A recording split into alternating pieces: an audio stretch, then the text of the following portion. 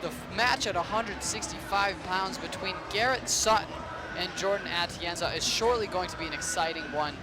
Both unranked wrestlers ready to make a name for themselves in the wrestling community here at 165 pounds. And with that, we're set to start the match, ready for some action. After watching Jordan Atienza a little this season, Atienza is a very aggressive wrestler, loves to wrestle on his feet. Yeah, and the problem with Atienza so far, and I got in trouble from him for saying Atienza, so Atienza. But the knock on him this season is he's been able to get to his offense, but he just gets high in the top position. So giving up some reversals and a couple of pushes there. Do you see that? I see that. Both wrestlers going at it on the edge of the mat. Extracurricular activities. Extracurricular activities. I like that. I've never heard that one before.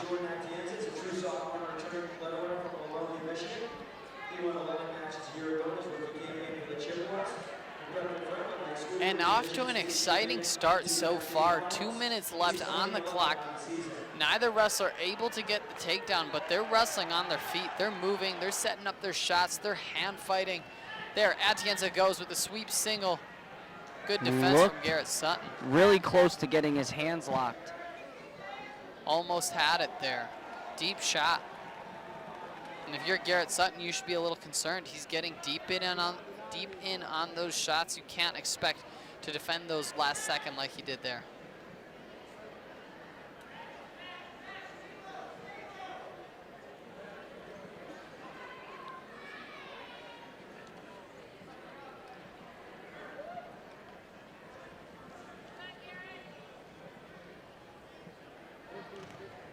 So Atienza in deep on a throw by. Looking for a big move here. This would be huge. So out of bounds, another push.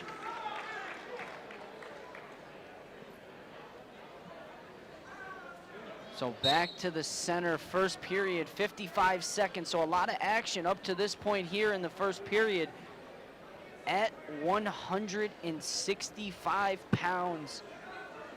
So through 5, University of Michigan leads 9-6. And how about Luke Smith for the Central Michigan Chippewas knocking off 5th-ranked Brian Murphy.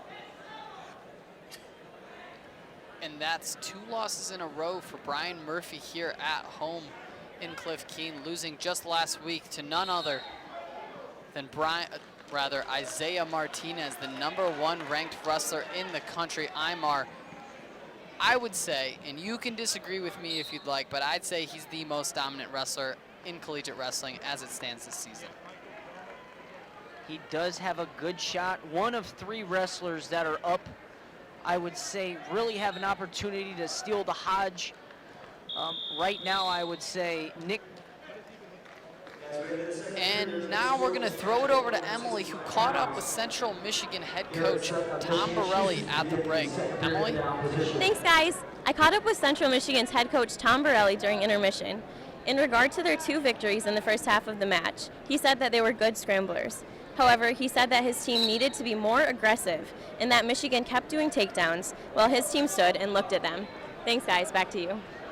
Thanks, Emily. And we were saying Isaiah Martinez, not the #1 wrestler in the country. I don't know. I think he's up there. I think he will be the Hodge winner this year.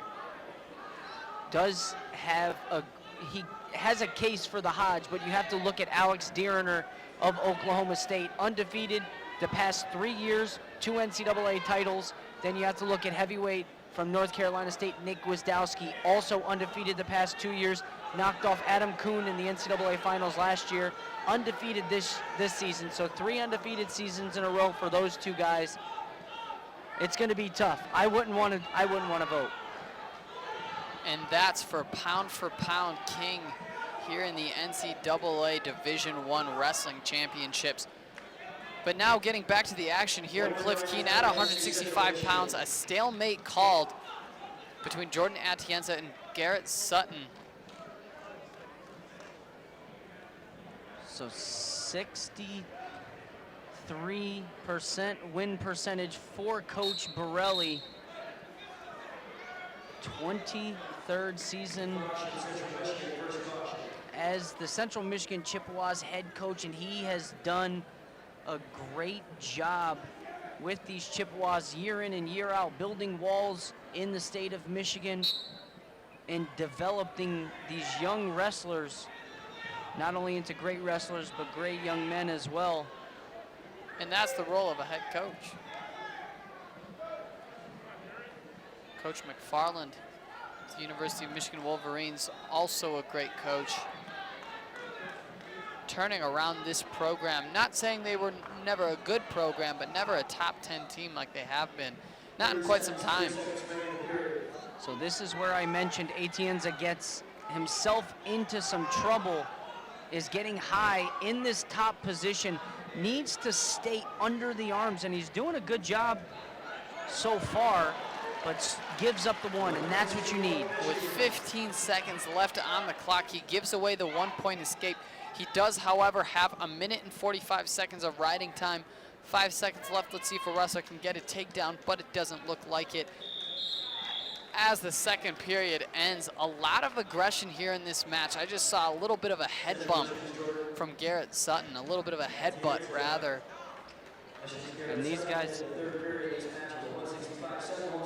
Jordan Atienza rather, don't want to get yelled at after the duel. Jordan Atienza, 20-11 on the season, a true sophomore. Garrett Sutton needs to get rid of that point of riding time. It's 1 minute and 30 seconds, and it continues to dwindle down, but he can't do it. Jordan Atienza gets back up to his feet. The score is tied 1-1. But effectively, he leads the match 2-1 with that point of riding time, that 1 minute and 30 seconds.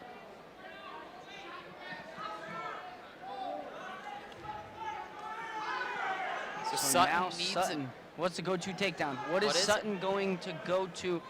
What is the last takedown that you work on before leaving the gym every night? Your go-to takedown. And now Atienza in on a shot of his own, gets 2 points. Atienza gets the 2-point takedown with his riding time. He's going to continue to let that climb. It's locked in here with 1 minute and 8 seconds left on the clock. He leads the match 4-1.